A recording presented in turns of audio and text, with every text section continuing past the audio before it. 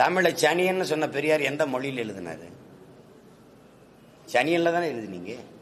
நீங்க என் மொழியவே இழிவாய அது ஒண்ணுமில்லைங்கிற போது அப்புறம் என்ன சமூக மாற்றம், அப்புறம் என்ன சீர்திருத்தம், அப்புறம் என்ன அரசியல் இருக்கு? அடிப்படையே தப்பா இருக்கு. இருக்கா இல்லையா அதை மட்டும் பேசு.